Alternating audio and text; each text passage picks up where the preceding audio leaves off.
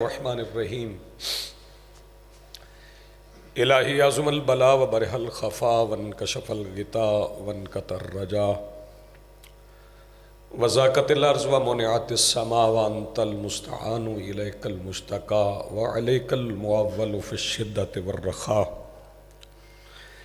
اللہم صلی علی محمد و آل محمد اولی الامر الذین فرضت علینا طاعتهم وعرفتنا بذلك منزلتهم ففرج عنا بحقهم فرجا عاجلا قریبا کلمہ البشر وهو اقرب یا محمد یا علی یا علی یا محمد اکفیانی فإنکما کافیان وانصرانی فإنکما ناصران یا مولانا یا صاحب العصر والزمان الغوث الغوث الغوث ادرکنا ادرکنا ادرکنا الساعات الساعات الساعات العجل العجل العجل برحمتک یا ارحم الراحمین بحق محمد و آلہ الطاہرین ممکنہ حد تک بلند صلوات پڑھیے۔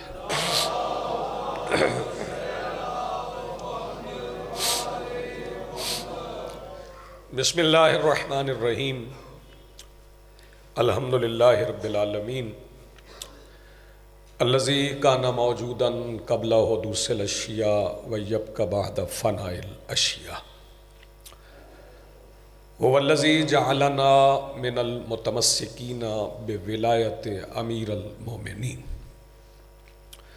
والصلاة والسلام والتحیۃ والاکرام علی آلہ الطیبین الطاہرین المعصومین المنتجبین المہدیین المظلومین المعصومین الذین اذھب اللہ عنہم الرجس وطہرہم تطہیرا۔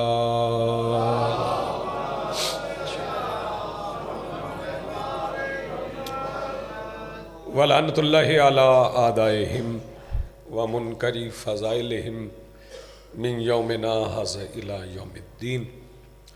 اما بعد فقط قال اللہ تعالی سبحانہ فی محکم کتابہ المجید بسم اللہ الرحمن الرحیم وجعلناہم ائمۃ یہدون بامرنا وأوحینا الیہم فعل الخیرات وإقام الصلاۃ وإیتاء الزکوٰۃ وکانوا لنا عابدین۔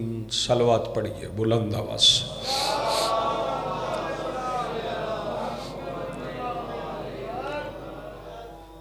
مجلس کے محتمم، مجلس کے معاونین، مجلس کے حاضرین اور کم سے کم وہ افراد جنہیں ذکر آل محمد سے تکلیف نہیں ہوتی، ان سب کی صحت و سلامتی، دعاؤں کی قبولیت، مستضعفین جہان کی قوت و طاقت، شہدائے ملت جعفریہ کے درجات کی بلندی، پارہ چنار کے مومنین کی مشکلات کی آسانی کے لیے بآواز بلند صلوات پڑھیے۔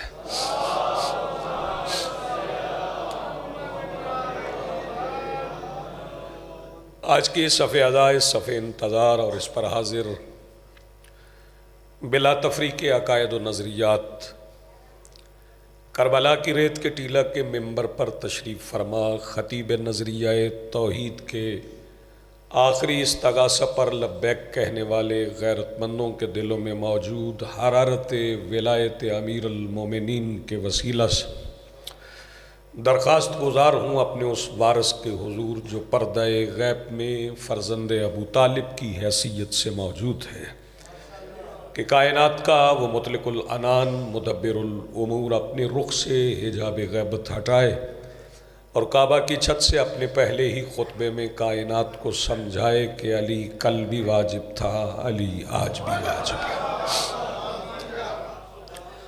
حاضرین محترم، چونکہ 24 رجب کی شب ہے، ویسے یہ شب بھی بڑی اہم ہے، کل کی رات بھی بڑی اہم ہے،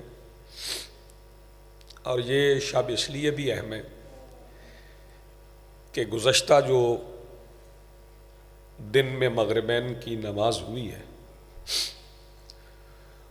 اس نماز کے بعد سرکار دو عالم نے 23 رجب کو یہ اعلان فرمایا تھا کہ کل علم اسے دوں گا جو مرد ہوگا۔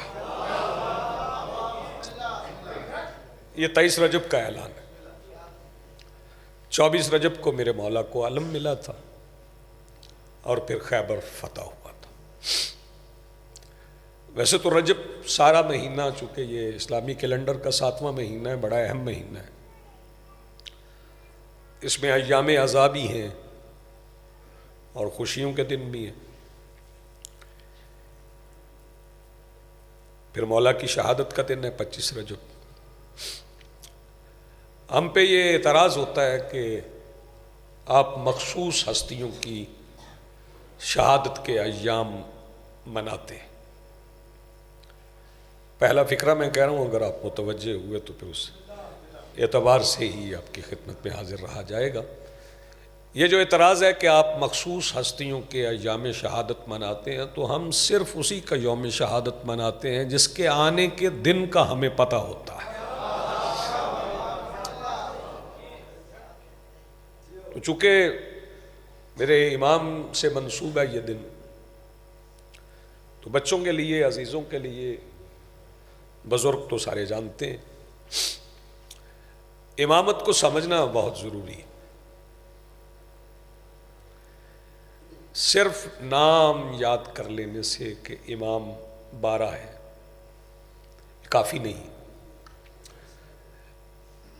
جیسے حدیث سرور کونین ہے، من مات ولم یعرف امام الزمانے ہی فقط مات میتۃ جاہلیہ، جو اپنے زمانے کے امام کی معرفت کے بغیر مر گیا وہ جہالت کی موت مرا۔ سرکار نے کافر نہیں اسے کہا، جاہل کہا۔ اس کا مطلب ہے کہ سرکار دو عالم کی نظر میں جہالت کفر سے بھی بدتر ہے۔ غور فرما رہے ہیں آپ، متوجہ ہیں نا جی؟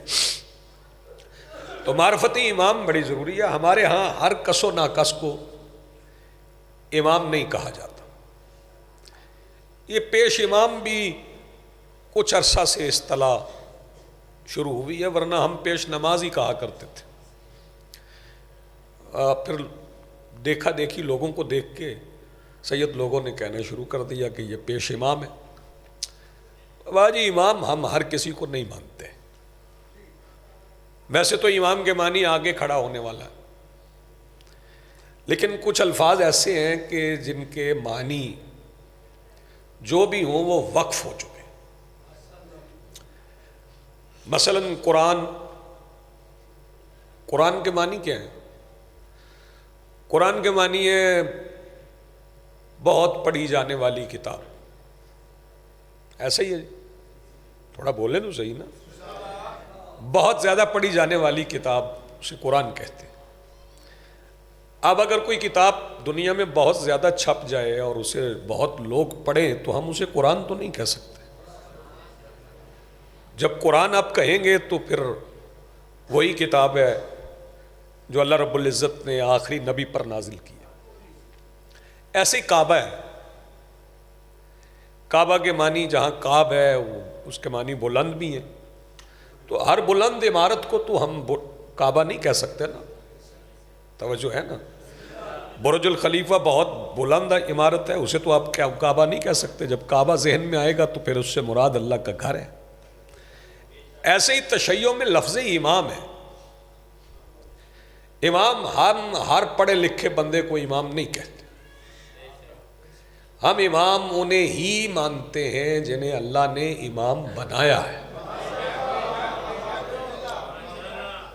باقی رہی یہ فرقہ واریت کی بات، وہ یہ فرقے تو اللہ نے نہیں بنائے نا، سرکار دو عالم نے بھی فرقے نہیں بنائے، آئمہ نے بھی فرقے نہیں بنائے، بلکہ لوگوں میں فرقے وہ امام بناتے ہیں جنہیں لوگ امام بناتے ہیں۔ یہ آئمہ نے فرقے نہیں بنائے، اللہ نے بھی نہیں بنائے، سرکار دو عالم نے بھی نہیں بنائے۔ ایک کمزور ضعیف خبر واحد ہے حدیث، وہ مشہور ہو گئی ہے، وہ شیعہ بھی پڑھے جا رہے ہیں، سنی بھی پڑھے جا رہے ہیں، میں نے اس پہ تھوڑا سا کام کیا ہے، میں نے تلاش کیا ہے کہ اس کا سلسلہ اسناد بھی تلاش کروں، پھر دیکھوں یہ معتبر ہے بھی یا نہیں۔ وہ سرکار سے منسوب کر دی گئی کہ میری امت کے 73 فرقے ہوں گے، ایک جنت میں جائے گا، باقی جہنم میں جائیں گے۔ تو میں نے جہاں تک دیکھا یہ حدیث معتبر نہیں ہے۔ امت بھی مصطفیٰ کی ہو، جائے بھی جہنم میں، توجہ فرمائیے، لیکن امت کو ذرا الگ کر کے ممتاز کر کے دیکھنا پڑے گا، فرق کرنا پڑے گا کہ امت ہے کون۔ امت کا فیصلہ کربلا میں ہو گیا تھا، جو چراغ بجھنے کے بعد حسین کے ساتھ تھے وہ امت تھے۔ غور فرما رہے؟ باقیوں کو بہت شکریہ، مہربانی۔ جو ساتھ نہیں تھے انہیں تو ہم امت مصطفیٰ نہیں مانگ سکتے۔ یہ وہ اقبال نے کیا کہا تھا، زبان سے کہہ بھی دیا لا الہ تو کیا حاصل، دل و نگاہ جو مسلمان نہیں تو کچھ بھی نہیں۔ نہ ان کے دل مسلمان تھے نہ ان کی نگاہیں مسلمان تھی۔ تو میرے عرض کرنے کا مقصد یہ ہے کہ یہ جو فرقہ بندی ہے، فرقہ واریت ہے، اور پھر اس میں الگ الگ امام بنانا ماننا، جسے بنایا جائے خود بنائے لوگ، وہ تو امام ہوتا ہی نہیں ہے۔ تو قرآن سے پوچھ لیں کہ امام کون ہے، متوجہ ہیں؟ اب قرآن کہہ رہے وَجَعَلْنَاهُمْ أَئِمَّةً يَهْدُونَ بِأَمْرِنَا، ہم نے انہیں امام بنایا ہے جو ہمارے امر سے ہدایت کرتے ہیں۔ اور ان کی نشانی یہ ہے کہ وَأَوْحَيْنَا إِلَيْهِمْ فِعْلَ الْخَيْرَاتِ، اور ہم نے ان پہ فعل خیرات کی وحی کی۔ وَإِقَامِ الصَّلَاةِ، وہ نماز قائم رکھتے ہیں۔ وَإِيتَاءِ الزَّكَاةِ، اور زکوٰۃ دیتے رہتے ہیں۔ وَكَانُوا لَنَا عَابِدِينَ، اور وہ جب سے ہیں ہمارے ہی عبد ہیں۔ اس کا مطلب ہے انہوں نے کوئی وقت بھی کسی اور کی عبدیت میں نہیں گزارا۔ یہی قرآن کے نزدیک امام کی تعریف ہے، اور وہی امام ہیں جنہیں اللہ نے امام بنایا ہے۔ توجہ فرما رہے ہیں؟ اور وہ امام 12 ہیں۔ کتنے؟ بولو۔ جو 12 اماموں کو مانتے ہیں وہ اثنا عشری ہیں۔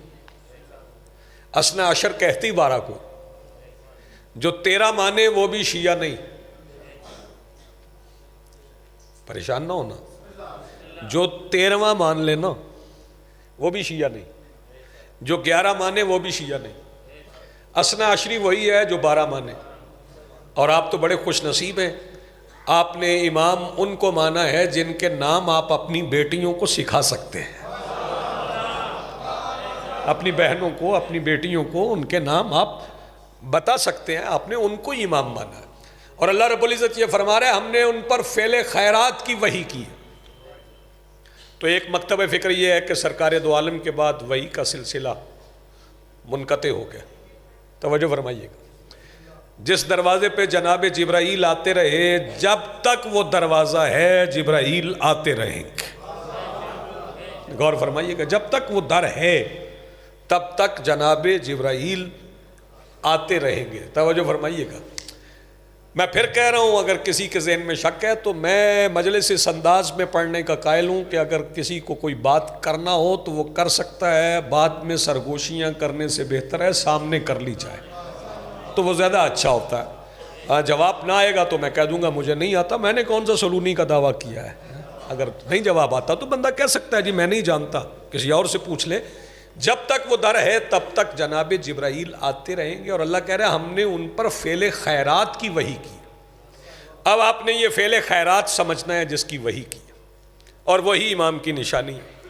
فعل خیرات پہلے سمجھیں کہ فعل خیرات کیا ہے۔ فعل بھی ہے اور خیر بھی ہے۔ یہ خیر والا فعل کون سا ہے؟ پہلے خیر سمجھیں پھر وہ فعل سمجھیں۔ خیر کیا ہے؟ ایک آیت قرآن کی اور پڑھتا ہوں، اور آپ کی خاموشیوں میں پڑھتا ہی جاؤں گا، آپ سنتے ہی جائیں گے۔ میں قرآن حکیم کی ایک آیت تلاوت کرتا ہوں، اس کے بعد میرے لیے مزید آسان ہو جائے گا۔ اذا حضر احدکم الموت، جب تم میں سے کسی کو موت آئے، ان ترک خیرا الوصیہ، اگر خیر چھوڑ کے جا رہا ہے تو اس کی وصیت کرے۔ ہر چیز کی وصیت نہیں ہے، اگر خیر چھوڑ کے جا رہے ہیں تو اس کی وصیت کرے، ورنہ قانون وراثت اللہ نے بنا دیا ہے کہ گھر میں کس کس کا حصہ ہے، زمین میں کس کس کا حصہ ہے، وصیت نہ بھی کرو تو وہ جس جس کا جتنا بنتا ہے اسے مل جائے گا۔ اللہ کہہ رہا ہے جس کے خیر چھوڑا ہے نا اس کی وصیت کرے۔ تو پہلے خیر سمجھ لیں کہ خیر کون سا ہے، اس کے لیے روزانہ کی بات ہے، روز کی بات ہے، کیونکہ یہ آنا جانا تو لگا ہے نا، کوئی آ رہا ہے کوئی جا رہا ہے۔ جب جنازہ ہوتا ہے تو اس کی 5ویں تکبیر تو آپ پڑھتے ہیں، اور 5ویں تکبیر میں آپ پڑھتے نہیں اللہم انا لا نعلم منہ الا خیرا، اللہ ہم مرحوم کے متعلق خیر کے سوا کچھ نہیں جانتے۔ پڑھتے ہیں کہ نہیں پڑھتے؟ تو جانتے تو سب کچھ ہوتے ہیں۔ نماز چھوڑی آپ جانتے، زکوٰۃ نہیں دیتا تھا آپ جانتے، حج نہیں کیا آپ جانتے، جھوٹ بولا آپ جانتے، کسی کا حق غصب کیا آپ جانتے، اور پھر نماز جنازہ میں آپ کہہ رہے ہیں میں اس کے متعلق خیر کے سوا کچھ نہیں جانتا۔ تو پھر وہ خیر ڈھونڈیے جس کے متعلق آپ اس کے سوا آپ اور کچھ جانتے نہیں۔ تو آئیے پہلے وہ خیر تلاش کریں۔ مجھے بھی پہلے یہ جنازہ پڑھانے کے بعد تکلیف ہوتی تھی کہ میں یہ جھوٹ کیوں بول رہا ہوں کہ میں اس کے متعلق خیر کے سوا کچھ نہیں جانتا، میں تو سب کچھ جانتا ہوں۔ پھر تلاش کرتے کرتے میں ایک دشت سے گزرا، وہاں پہ کچھ بزرگ ریت کے ٹیلوں پہ کھڑے تھے اور وہ اعلان کر رہے تھے حیا علی خیر العمل۔ جی آپ سلامت رہیں، حیا علی خیر العمل۔ وہ اعلان کرنے والے بزرگ کون تھے؟ کوئی سلمان تھا، کوئی مقداد تھا، کوئی ابو ذر تھا، کوئی حذیفہ تھا۔ اور جب انہوں نے عمل خیر کی طرف بلا لیا تو پھر نبی نے عمل خیر بتایا کیسے؟ علی کا ہاتھ بلند کر کے کہا من کنت مولا ہو فہذا علی مولا۔ اس کا مطلب ہے وہ خیر ولایت امیر علیہ السلام میں، اس کا مطلب ہے امام کی پہلی نشانی یہ ہے کہ وہ علی کی ولایت پر آتا ہے اور تبلیغ ولایت امیر المومنین کرتا۔ پھر دوسری نشانی کیا ہے؟ وَإِقَامِ الصَّلَاةِ، وہ نماز قائم رکھتے۔ غور فرما رہے ہیں آپ؟ وہ نماز قائم رکھتے ہیں، ان کو استثنائی نہیں ہے۔ مثلا ایک بات ایسی ہے کہ نماز پڑھنے والے جانتے ہیں کہ فقہ کا مسئلہ ہے کہ جب بندہ نماز پڑھ رہا ہو اور اس کی جان کو خطرہ ہو تو شریعت کا حکم کیا ہے؟ سوچ آئیں، پوچھ آئیں، غور کر لیں۔ میں تو آ ہی گیا ہوں، صبح تک ٹھہر بھی سکتا ہوں۔ اگر نماز پڑھتے ہوئے جان کو خطرہ ہے تو شریعت کا حکم کیا ہے بھائی؟ شریعت کا حکم ہے کہ نماز چھوڑ دو، جان بچاؤ۔ اچھا بات یہیں تک نہیں ہے، اگر آپ نماز پڑھ رہے ہیں اور شور مچ گیا ہے کہ کوئی بچہ کنویں میں گر گیا تو شریعت کا حکم ہے نماز چھوڑ دو، پہلے اس کی جان بچاؤ۔ توجہ فرمائیے گا۔ اور بات اس سے بھی آگے ہے، اگر کوئی بندہ کسی کا مقروض ہے اور قرض ادا کرنے کی توفیق جیب میں موجود ہے، توجہ فرمائیے گا، اور جس سے قرض لیا ہوا ہے وہ آ گیا ہے، آپ نماز کی دوسری رکعت میں ہیں اور 4 رکعت کی بادشاہ جی نماز ہے، تو پھر حکم کیا ہے؟ حکم یہ ہے کہ وہی نماز چھوڑو، پہلے قرض ادا کرو۔ آپ نے غور نہیں فرمایا۔ پھر شبر شاہ جی پھر دوبارہ نماز پڑھو، پہلے قرض دو پھر نماز پڑھو۔ غور فرمائیے گا۔ اور قرآن کہہ رہا ہے قُلْ لَا أَسْأَلُكُمْ عَلَيْهِ أَجْرًا إِلَّا الْمَوَدَّةَ فِي الْقُرْبَى، کہ میں تم سے اپنی رسالت کا کوئی اجر نہیں چاہتا سوائے قربا کی مودت کے۔ اس کا مطلب ہے مودت قرض ہے، مودت قربا کی قرض ہے۔ اس کا مطلب ہے جس نے آل محمد سے محبت نہیں کی اس کی نماز کل بھی باطل تھی۔ توجہ ہے بات پر، میں اور آگے لے جاتا ہوں اور آسان کر دیتے ہیں، اسے اور آسان کرتے ہیں کہ بچے بھی سمجھیں۔ نماز کے لیے حکم یہ ہے کہ اگر کسی کی بھی جان خطرے میں ہے اور آپ وہ جان بچا سکتے تو نماز چھوڑ دیں، پہلے جان بچائیے اپنی یا کسی اور کی۔ تو پھر ذرا کربلا میں چلیے، وہاں پہ امام ہے، قاتل خنجر لیے کھڑا ہے، حسین نماز پڑھ رہے ہیں۔ توجہ فرمائیے گا، توجہ۔ میرے امام سے کسی نے پوچھا تھا مولا شریعت کا مسئلہ ہے کہ اگر جان کو خطرہ ہو تو نماز چھوڑ دیجیے، تو آپ کے دادا کی تو جان کو خطرہ تھا تو انہوں نے نماز کیوں نہیں چھوڑی؟ مولا نے فرمایا تم سمجھے نہیں، جان کو خطرہ ہو تو نماز چھوڑ دو۔ کربلا میں جان کو نہیں، نماز کو خطرہ تھا. آپ جی سلامت رہے. جان کو نہیں، نماز کو خطرہ تھا. توجہ فرمائیے گا. تو اس پہ ذرا غور فرماؤ دینگاہ والو. میں تو اصل نام ہی لوں گا، اگرچہ دنیا نے غلط العوام بگاڑ دیا ہے. ڈنگا ڈنگا کہتے ہو تو ڈنگا بتاتے ہوئے بھی کسی کو بندہ ہچکچاتا ہے. پنجابیوں کو دین کا نام ہے آپ کے بستی کا. تو دینگاہ والو یہ بات ذہن میں رکھنا کہ اگر نماز کو خطرہ تھا تو جو لوگ مارنے آئے تھے وہ تو کہہ رہے تھے شاہ جی جلدی کرو ہمیں نماز پڑھنا ہے. تو پھر کون سی نماز تھی؟ میں آپ متوجہ ہی نہیں ہے. وہ کون سی نماز تھی جس کو خطرہ تھا؟ اس کا مطلب ہے کہ حسین والی نماز اور تھی. جی آپ سلامت رہیں، آپ کی زندگی ہو، مولا آپ کو سلامت رکھے. مولا حسین والی نماز اور تھی، یزید والی نماز اور تھی. بلکہ میں ذرا ایک قدم اور آگے بڑھ جاتے. بسا اوقات یہ ہوتا ہے میں ایک جگہ پہ مجلس پڑھ رہا تھا اور مجھے پتہ نہیں چلا نا، خبر نہیں ہوئی، تو اذان ہو رہی تھی، میں نے نہیں سنا. تو کئی بندے ذرا زیادہ احترام کرتے ہیں. ایک بندہ درمیان میں سے بولا، اس نے کہا وہ رضوی صاحب اذان ہو رہی ہے. تو میں تھوڑی دیر چپ کر گیا. پھر ایک دوسری شروع ہو گئی اذان. میں نے پڑھنا شروع ہو، اس نے پھر کہا جی پھر اذان ہو رہی ہے. اذانیں تو باری باری ہوتی ہیں، لیکن میں پڑھتا رہا. باہر میں گیا مجلس پڑھ کے، تو انہوں نے کہا جی آپ نے اذان کا احترام نہیں کیا. جبکہ علی کی بیٹی نے تو دربار میں اذان کا احترام کیا تھا. خطبہ شروع تھا بی بی کا، اذان شروع ہوگی، بی بی نے خطبہ روک دیا. میں نے کہا تمہیں پوری بات یاد نہیں ہے. مؤذن نے کہا تھا اللہ اکبر، بی بی چپ کر گئی تھی. 4 مرتبہ مؤذن نے کہا، بی بی خاموش رہی. اس نے پھر 2 مرتبہ کہا اشہدو ان لا الہ الا اللہ، بی بی چپ رہی. اس نے جب پہلی بار کہا نا اشہدو ان محمد الرسول اللہ، تو بی بی نے مؤذن سے کہا تھا چپ کر. توجہ فرما رہے. شہزادی نے پھر مؤذن کو روکا تھا اور بتایا تھا کہ ہمارا ذکر اس اذان سے افضل ہے. توجہ فرمائے. اور میں 2 مصرے پڑھ رہا ہوں، اگر پہنچ جائیں تو پھر دعا دیجئے گا. داد نہ بھی دے سکے، سردی زیادہ ہے، داد تھوڑی دے لیں، لیکن دعا زیادہ دیجئے گا کہ سن کے دربار میں سجاد اذان کہتے تھے، اس میں سب نام ہمارے ہیں، تمہارا کیا ہے. جی آپ سلامت رہیں. یا بہت شکریہ، بڑی مہربانی. اس کا مطلب ادھر والی نماز اور تھی، ادھر والی نماز اور ہے. اور اگر نماز کو ہی سمجھنا ہے، توجہ فرمائیے گا، تو پھر چلے مسجد نبوی میں نماز کو سمجھتے. مسجد نبوی میں نماز کو سمجھتے ہیں کہ نماز کیا ہے. نماز ہو رہی ہے، رسول پڑھا رہے ہیں. بلکہ میں اسے لفظ کو بدل دیتا ہوں. نماز ہو رہی ہے اور نماز کو نماز ہی پڑھا رہی ہے. نماز آگے کھڑی ہے نماز پڑھانے کے لیے، اور پیچھے عام لوگ نہیں ہیں، میں اور آپ نہیں ہیں.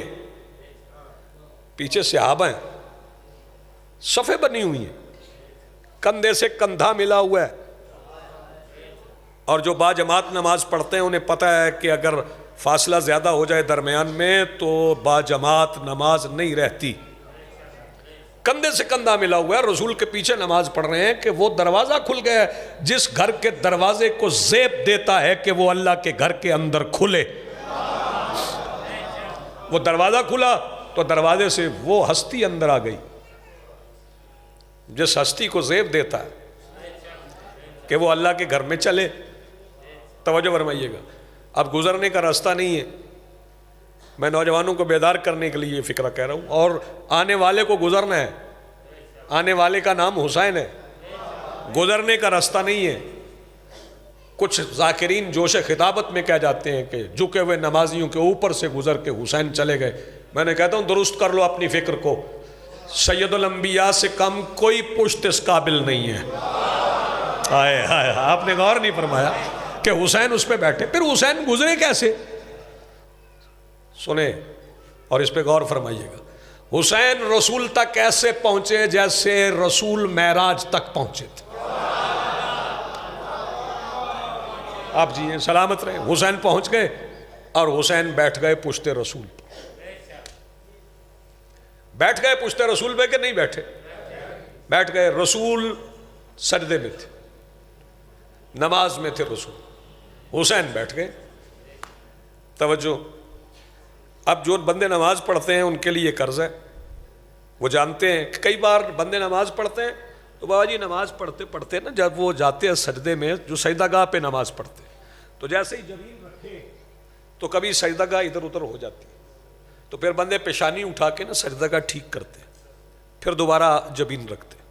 تو ان کے لیے عرض ہے کہ اگر آپ نے سجدہ گاہ درست کر کے رکھ کے دوبارہ جبین رکھی تو پھر دوسرا سجدہ ہو گیا. اب اگر تیسرا کریں گے تو نماز باطل ہے. ایک رکعت میں سجدے 2 ہی ہیں, تیسرا سجدہ ہو جائے تو نماز باطل ہو. حسین پشت رسول پہ بیٹھے ہیں, اور جو پیچھے نماز پڑھ رہے ہیں وہ بار بار سر اٹھاتے ہیں, دیکھتے ہیں حسین, پھر سجدہ, پھر دیکھتے ہیں, پھر سجدہ, پھر دیکھتے ہیں, پھر سجدہ, پھر دیکھتے ہیں, پھر سجدہ. رسول نے تو جبین اٹھائی نہیں. اب مجھے پتہ نہیں کہ حسین کتنی دیر بیٹھے رہے. اگر آپ فکر سمجھیں تو دعا کیجئے گا. بس اتنا جانتا ہوں, حسین اتنی دیر بیٹھے رہے جتنی دیر بات طے نہ ہو گئی. حسین بیٹھے رہے, پھر حسین اچھا وہ بار بار سر اٹھا کے دیکھ رہے ہیں اور کہہ رہے ہیں حسین حسین حسین حسین. پتہ نہیں کتنی بار سر اٹھایا, کتنے سجدے کیے. اور رسول پاک نے بھی بعد میں کسی سے نہیں کہا کہ نماز دوبارہ پڑھ لو. نہیں, آپ غور نہیں فرما رہے. کئی بار سر اٹھا کے رکھا ہے, ایک رکعت میں کئی سجدے ہو گئے. سرکار نے نماز دوبارہ اس لیے نہیں پڑھوائی کہ نماز تو روز پڑھتے ہیں, آج وجود نماز کو دیکھ لیں. غور فرما رہے. اس کا مطلب ہے آئمہ کا وجود وجود نماز ہے, اور وجود نماز سے نماز باطل نہیں ہوتی. آپ ذرا حیران ہو رہے ہیں, توجہ فرمائیے گا. یہ چونکہ پھر ایک بات اور سنیے گا کہ امام محکوم نماز نہیں, امام حاکم نماز ہے. امام محکوم نماز نہیں, امام حاکم نماز ہے. امام نماز میں تغیر کر سکتا ہے, نماز امام میں تغیر نہیں کر سکتی. پھر سن لیں, امام نماز میں تبدیلی کر سکتا ہے. جو بندے ابھی بیدار نہیں ہوئے ان کے لیے میں بتا دیتا ہوں کہ امام کے اختیارات کیا ہیں. رمضان کا مہینہ ہے, قافلہ مدینے سے باہر گیا ہے. جب پلٹ کے آئے تو ایک بندہ سرکار دو عالم کی خدمت میں حاضر ہوا, اور اس نے آ کے سرکار سے کہا سرکار ہم واپس آ رہے تھے, ابھی سورج نظر آ رہا تھا, میرا خیال ہے سورج نظر آ رہا تھا, اور علی نے ہمیں کہا کہ افطار کر لو. سب نے کر لیا, میں نے نہیں کیا. سرکار دو عالم کے تیور تبدیل ہوئے. فرمایا تم غلط سمجھے ہو, جنہوں نے علی کے کہنے پہ افطار کیا ان کا ہے. ذرا غور فرمائیے گا, ذرا بیدار رہیے گا. یہ اختیارات امام ہے, اختیارات امام ہے. اور یہ امام کو اختیارات کہاں سے ملتے ہیں یہ سن لیں. امام کے اختیارات, امام نائب ہے نا, بولیں بزرگ بولیں, امام نائب ہے. منیب کون ہے؟ منیب رسول ہے. منیب وہ ہوتا ہے جس کا نائب ہوتا ہے. امام نائب ہے, رسول منیب ہے. اور نائب کے لیے ضروری ہے کہ اس میں منیب کی صفات ہوں. اس سے زیادہ آسان نہیں کر سکتا. یہ نائب کے لیے ضروری ہے کہ اس میں منیب کی صفات ہوں. جس میں منیب کی صفات نہ ہو وہ نائب نہیں ہوتا. نام نائب رکھ لینے سے تو بندہ نائب نہیں بن جاتا نا, منیب کی صفات ہوں. اچھا چلیں, بات اگر یہاں تک پہنچ گئی ہے تو میں ایک کتاب ہے, اس کا نام ہی کتاب امامت ہے, لکھنے والے علامہ دوتیری ہیں. میں امام کی ایک صفت بتاتا ہوں, جو نائب امام بننا چاہے وہ صفت پیدا کر لے. دوسرے خلیفہ کا زمانہ ہے, توہین کرنا ہماری عادت نہیں. تو وہ رات کو گلیوں میں گشت کرتے تھے. تو وہ خود روایت کرتے ہیں کہ میں ایک رات ایک گلی سے جا رہا تھا, تو ایک گھر کے قریب سے میں گزرا, تو وہاں سے 2 آوازیں آ رہی تھیں. ایک بوڑھی عورت کی تھی, ایک غالباً جوان عورت کی تھی. بوڑھی ماں تھی, جوان بیٹی تھی. بیٹی ماں سے کہہ رہی تھی اماں 3 دن ہو گئے ہیں ہمارے گھر میں فاقہ ہے، ہم گھر سے باہر نکلتے نہیں، ایسا نہ ہو کہ ہم بھوک سے مر جائیں، چلو اپنے زمانے کے امام کے پاس چلیں، اسے جا کے بتائیں کہ ہم پہ فاقے آ گئے۔ تو ماں بیٹی سے کہتی ہے میں چاہوں گی کہ تو بھوک سے مر جائے۔ بیٹی نے کہا اماں کیوں میرے لیے بد دعا کر رہی؟ تو ماں نے کہا تو بالغ ہو گئی ہے، تجھے امام کی معرفت نہیں ہوئی۔ اس نے کہا کیا مطلب امام کی معرفت نہیں ہوئی؟ تو ماں نے بیٹی سے کہا امام وہ نہیں ہوتا جسے جا کے بتانا پڑے ہم بھوکے ہیں۔ جی آپ سلامت رہے، امام وہ نہیں ہے جسے جا کے بتانا پڑے ہم بھوکے ہیں۔ تو اماں امام کون ہے؟ تو ماں کہنے لگی امام وہ ہے جو آغوش مادر میں بیٹھا ہو اور کائنات میں رزق بانٹتا ہو۔ آپ جی سلامت رہیں، آپ کی زندگی ہو۔ تو پہلے اختیارات امامت سمجھیں، جس میں امام کے اختیارات ہوں وہ نائب امام ہے، جس کے پاس امام کے اختیارات نہیں ہیں وہ نائب امام نہیں ہو سکتا، ہرگز نہیں ہو سکتا جس کے پاس امام کے اختیارات نہیں ہیں۔ ہمارے 12 تھے، ہمارے 12 ہیں، ہمارے 12 ہی رہیں گے، توجہ فرمائیے گا۔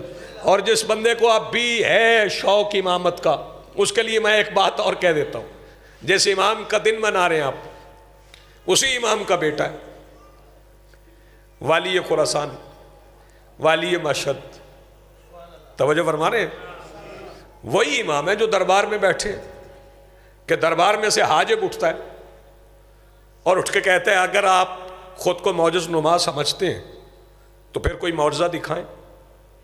مولا فرماتے تم بتاؤ کیا معجزہ دکھائیں؟ کہنے لگا معجزہ یہ دکھائیں کہ کہیں سے کوئی درندہ آئے آ کے مجھے کھا جائے۔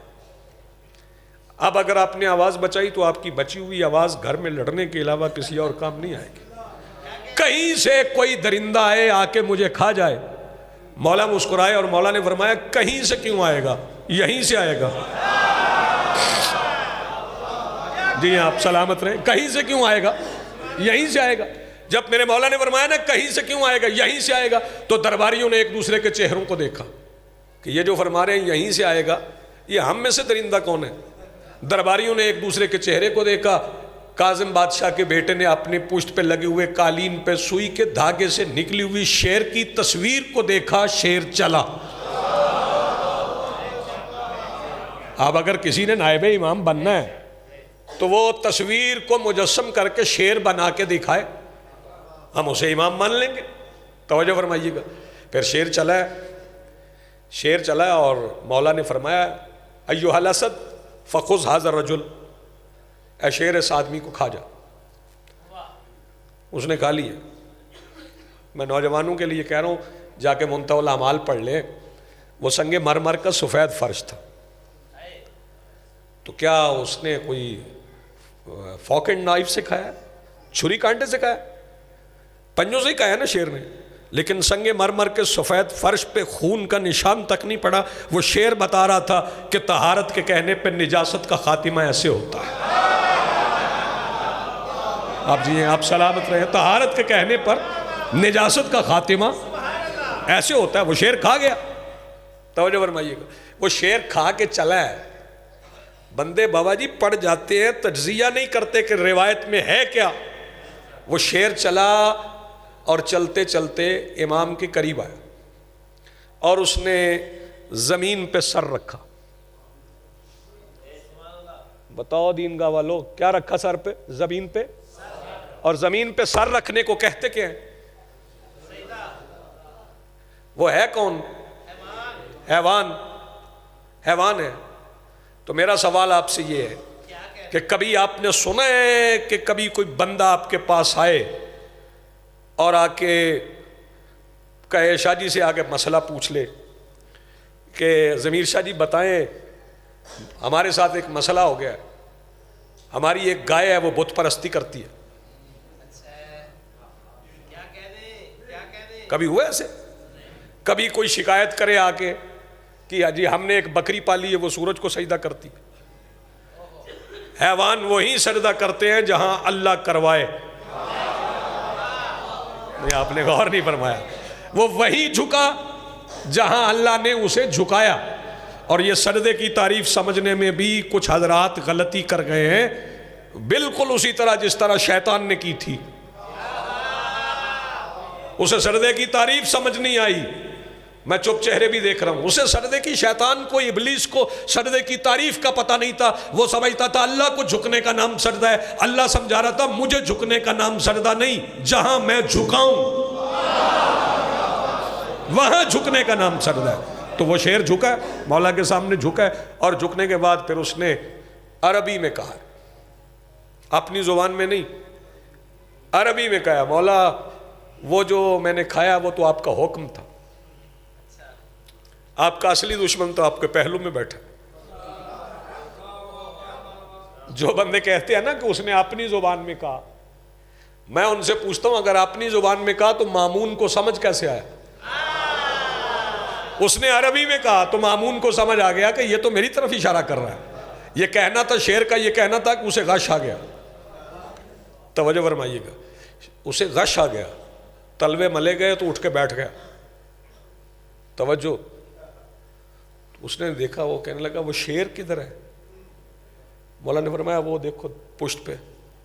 اس نے دیکھا قالین، پھر تصویر ہے، کہنے لگا جی پہلے تصویر، پھر شیر، پھر تصویر۔ مولا نے فرمایا اب سمجھ جا ہمارے اختیار کو، ہم جب چاہیں لا شے کو شے کر دے،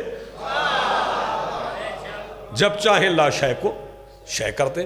اگر کسی نے امام کی نقلی کر کے امام بننا ہے تو نقل کرنے والوں کا بڑا برا حال ہوتا ہے۔ میں پھر کہہ رہا ہوں، نقل کرنے والوں کا بڑا برا حال ہوتا ہے۔ یہاں بھی آج کل بڑی نقل ہو رہی ہے، ہاں، نقل کرنے والوں کا بڑا برا حال ہوتا ہے۔ میں وہ بتا دیتا ہوں کہ نقل کرنے والوں کا برا حال کیا ہے۔ ایک دفعہ مامون کو ناسور نکل آیا تھا۔ کیا ہوا تھا؟ یہ جسے آج کل کینسر کہتے ہیں، تو وہ بڑے اتباع تھے، آپ تو ڈاکٹر ہیں، آپ کو حکیم تھے، طبیب تھے، وہ بڑی کوشش کرتے رہے کہ ٹھیک ہو جائے، لیکن نہیں ٹھیک ہوا۔ بالآخر جواب دیتی یہ نہیں بچتا۔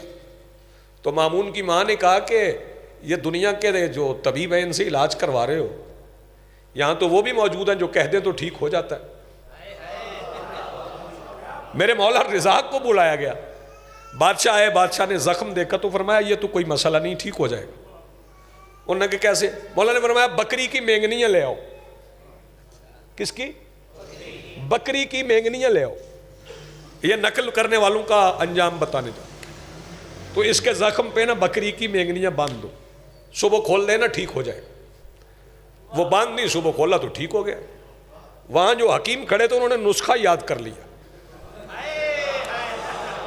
میں نقل کی بات بتا رہا ہوں، وہ جو حکیم کھڑے تھے انہوں نے نسخہ یاد کر لیا۔ وہ وہاں پہ کھڑے تھے نا، وہ جو سرکاری تو حکیم ہی تھے نا، نقل کرنے والے تو ایسے تو واقعی جاہل ہوتے ہیں جو نقل کرتے۔ وہ یاد کر کے تو چلا گیا، وہ اپنے محلے میں گیا تو وہاں پہ بھی ایک مریض تھا، تو انہوں نے کہا جی ہمارا مریض ٹھیک ہی نہیں ہو رہا۔ انہوں نے کہا دکھاؤ مجھے، وہ دکھایا، اسے بھی ناسور تھا۔ انہوں نے کہا مسئلہ ہی کوئی نہیں ہے، مینگنیاں لاؤ، ابھی شام کو باندھو، صبح کھول دینا ٹھیک ہو جائے گا۔ وہ مینگنیاں لے آئے، باندھ دی، پٹی باندھ دی، صبح پٹی کھولی تو وہ زہر پھیل گیا، بندہ مر گیا۔ نقل ہوئی نا۔ تو وہ میت کے وارث سارے مامون کے دربار آ گئے، انہوں نے آ کے کہا تیرا سرکاری حکیم، تیرے محکمہ صحت کا انچارج، اس نے علاج کیا، ہمارا بندہ مر گیا۔ انہوں نے حکیم کو طلب کیا، شاہی حکیم کو، نے کہا یہ کیا کیا ہے؟ انہوں نے کہا میرا قصور نہیں ہے، یہ مولا رضا نے ایسے کیا، میں نے ان کو دیکھ کے ایسے کیا۔ اسے موقع چاہیے تھا امام کی مخالفت کا، کہنے لگا دیکھ لیں آپ کی وجہ سے بندہ مر گیا، آپ نے علاج کیا، اسے دیکھ کے میرے شاہی حکیم نے علاج کیا، اور آپ کی نقل میں علاج کرتے کرتے اس نے بندہ مار دیا۔ مولا نے فرمایا یہ بے وقوف حکیم ہے، اسے پتہ نہیں، پہلے مزاج دیکھتے ہیں پھر علاج کرتے ہیں۔ اس نے حکیم نے کہا جی اس میں مزاج والی کون سی بات ہے؟ مولا نے فرمایا مزاج کی بات ہے، میں نے نجاست کا علاج نجاست سے کیا تھا۔ جی آپ سلامت رہے۔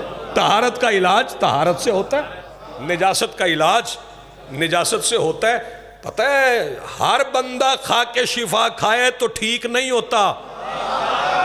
آپ نے غور نہیں فرمایا. ہر بندہ کھا کے شفا کھائے تو ٹھیک نہیں ہوتا. یہ جن کے شجروں میں کربلا ہے نا، انہیں کھا کے شفا کی گھٹی دی جائے تو ان کی تربیت ہوتی ہے.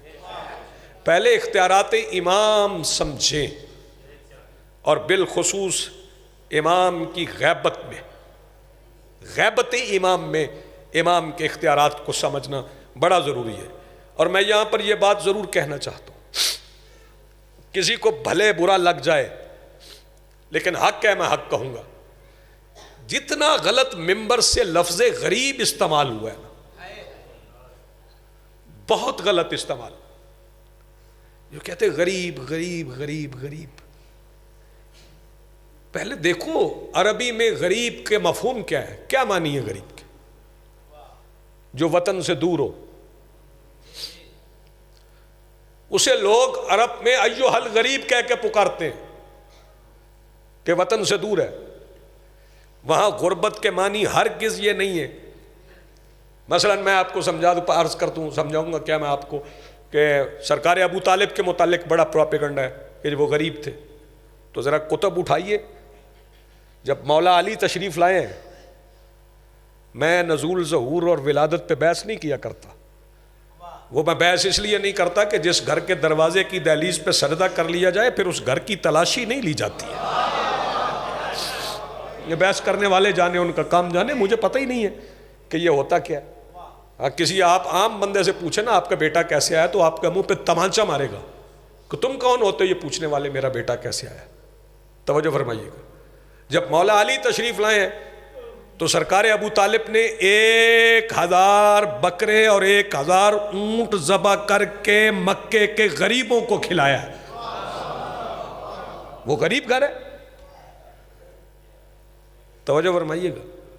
وہ گھر غریب ہے جس گھر میں 3 سال تک سرکار عبد المطلب نے روزانہ 80 اونٹ ذبح کیے.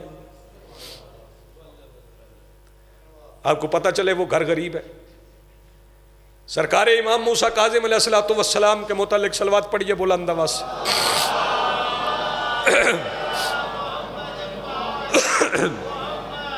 بندے کہتے ہیں غریب، بڑے غریب تھے. یہ مختلف ادوار میں قید ہے مولا کی، مختلف حصوں میں. اور صرف 14 سال نہیں ہے، 14 سال ایک بار کی قید ہے. ورنہ مولا کی زندگی کا زیادہ حصہ قید میں گزرا ہے. اور جو بندے سمجھتے ہیں کہ مولا غریب ہیں،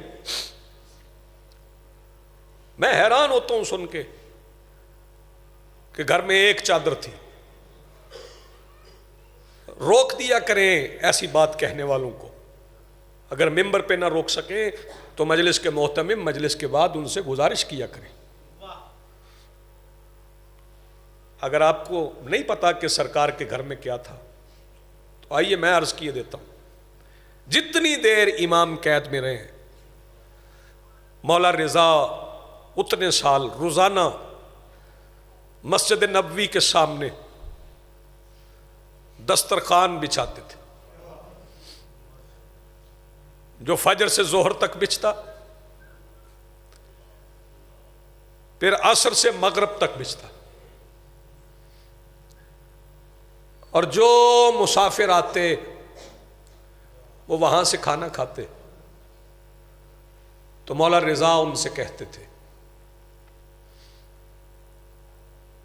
کہ یہ دسترخوان عام نہ سمجھنا،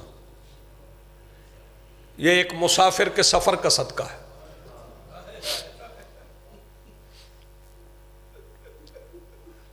یہ آپ کی آوازیں بلند ہو گئیں، یہ آپ کی محبت، مودت، عشق کی علامت ہے.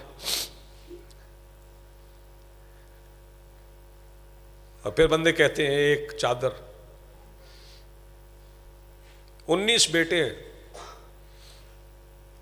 18 بیٹی ہیں میرے مولا کی. جو غربت پڑھنے والی ہے نا وہ یہ پڑھ، 18 بیٹیاں ہیں، ایک کی قبر بھی مدینے میں نہیں. شہزادی کونین آپ کی بلند آوازیں قبول فرمائے. 19 بیٹے کہاں کہاں دفن ہیں۔ صاحب غریب توس نے ایک روایت لکھی ہے، وہ میرا دل چاہ رہا ہے میں پڑھ دوں۔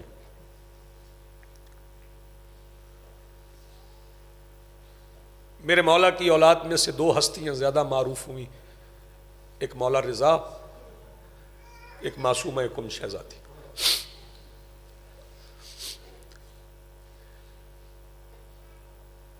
مامون نے مروایا تھا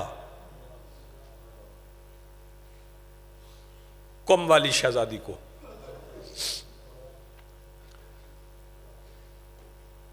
ابو الفضل تھا اس کے دربار میں وزیر مامون کے۔ اس نے کہا جب بھائی مروا دیا تھا تو بہن کیوں مروائی؟ تو وہ لین کہنے لگا تم کیا سمجھتے ہو، میں وہی غلطی کرتا جو یزید نے کی تھی، بھائی مار دیا اور بہن چھوڑ دی۔ اگر میں رضا کی بہن کو چھوڑ دیتا تو رضا کی بہن بھی میرے دربار میں آ کے وہی کرتی جو حسین کی بہن نے کیا تھا۔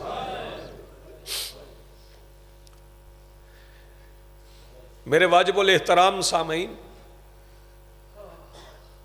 باپ زندان میں گیا، پھر بیٹیاں باپ سے ملی نہیں، پھر بیٹیاں باپ سے نہیں ملی۔ میں آپ کو انتظار زیادہ نہ کروں، میرے بھائی نے کہا میں مختصر بھی مصائب پڑھوں تو 14 سال کے مصائب 4-5 منٹ میں تو نہیں پڑھے جا سکتے۔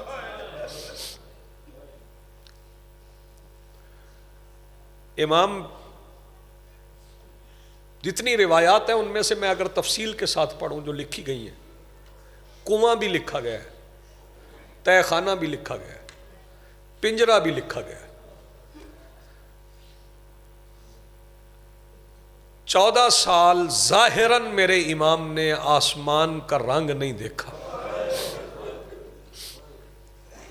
دلوں میں دعا رکھنا کوئی بے گناہ مومن اسیر نہ ہو، اور جو اسیر ہیں بے گناہ اسیر ہیں، مالک ان کو رہائی عطا فرمائے۔ باب الحوائج کی مجلس ہے، سرکار عباس باب الحوائج ہے، شہزادہ علی اصغر باب الحوائج، سرکار کاظم بادشاہ باب الحوائج ہے، اور باب الحوائج اس بادشاہ کو کہتے ہیں جس کے دربار سے سوالی خالی نہ جائے۔ بڑے کریم ہیں آل محمد، اتنے کریم ہیں ہم ان کے جنازوں پہ کھڑے ہو کے بیٹے مانگتے ہیں، اتنے کریم ہیں۔ میرے انتہائی واجب الاحترام سامعین، سارے تابوت اپنی مرضی سے بنایا کرو، لیکن جب 7ویں امام کا تابوت ہو نا، اس تابوت کو بغیر زنجیروں کے نہ لایا کرو، کیونکہ یہ جنازہ زنجیروں میں ہی اٹھا ہے۔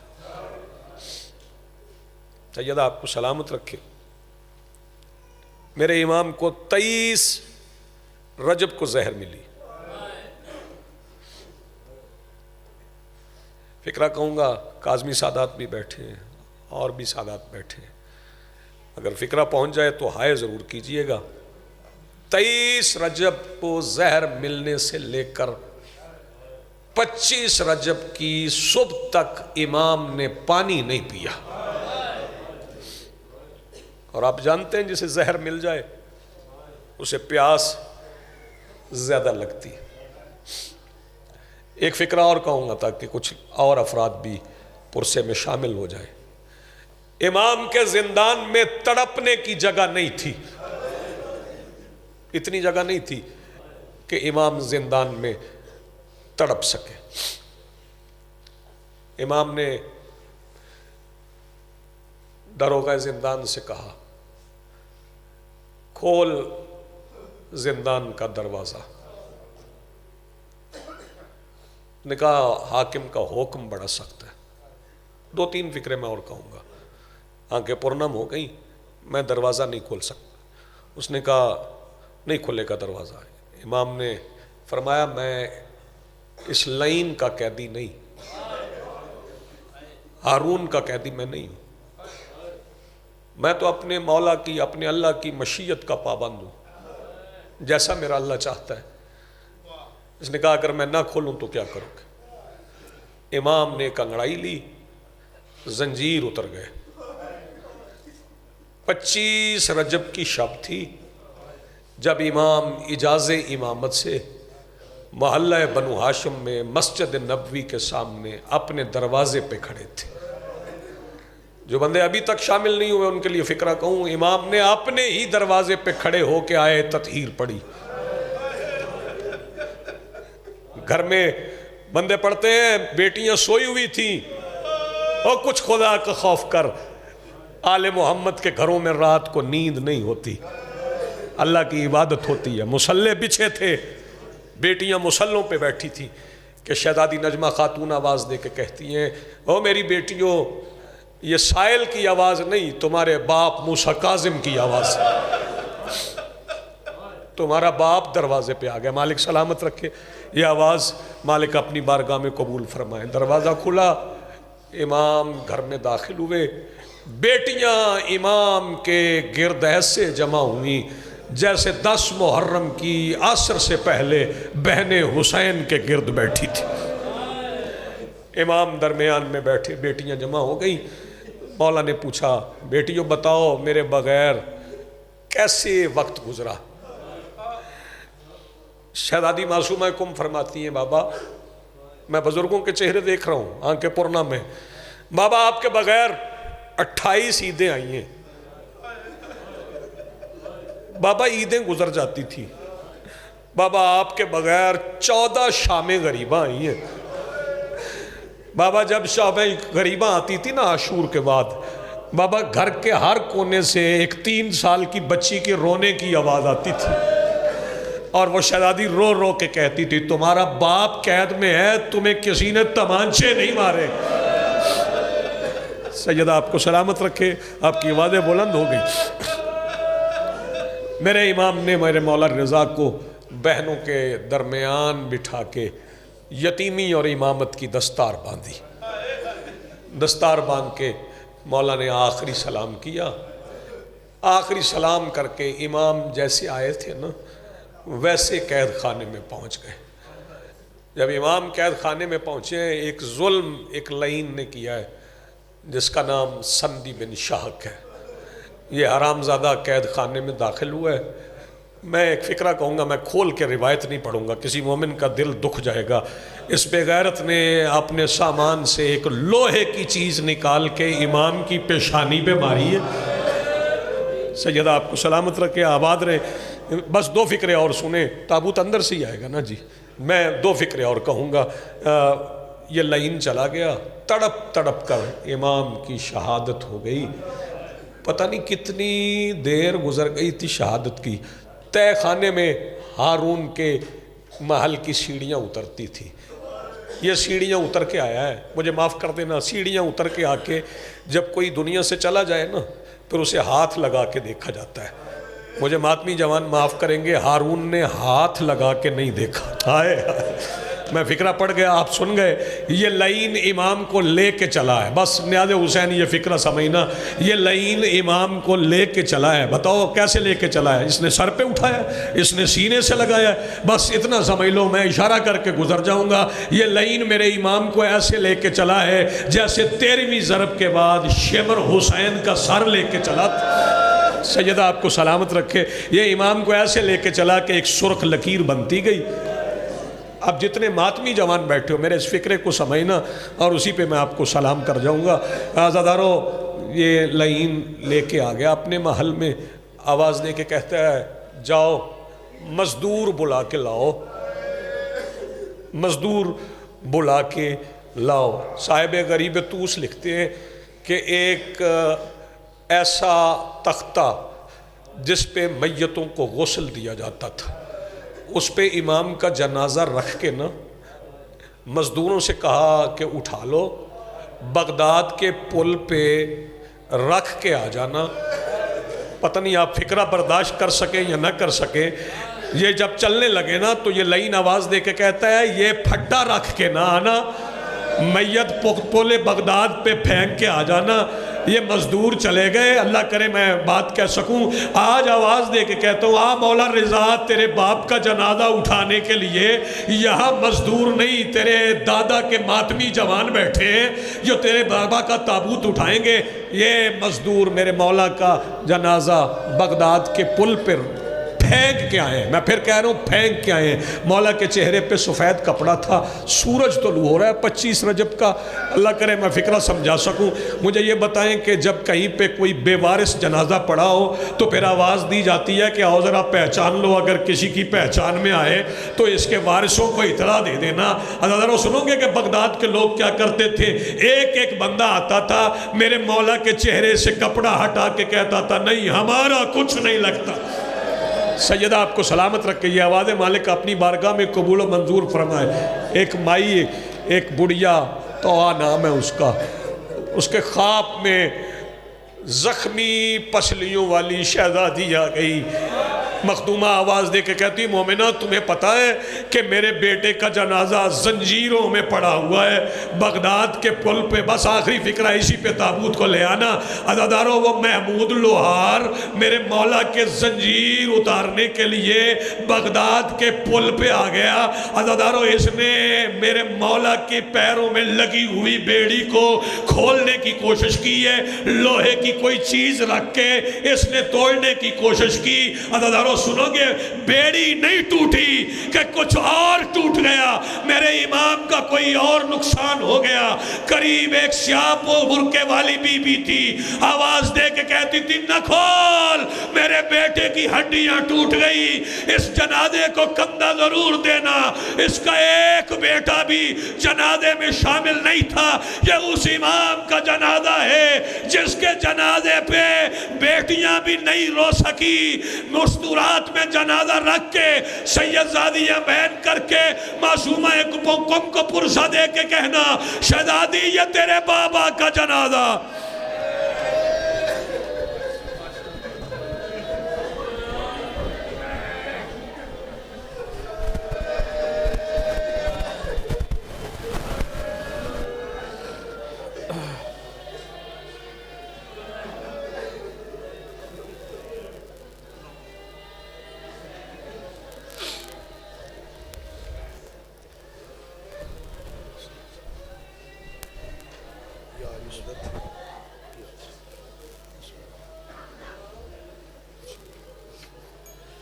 یا حسین یا حسین یا حسین یا حسین یا حسین یا حسین یا حسین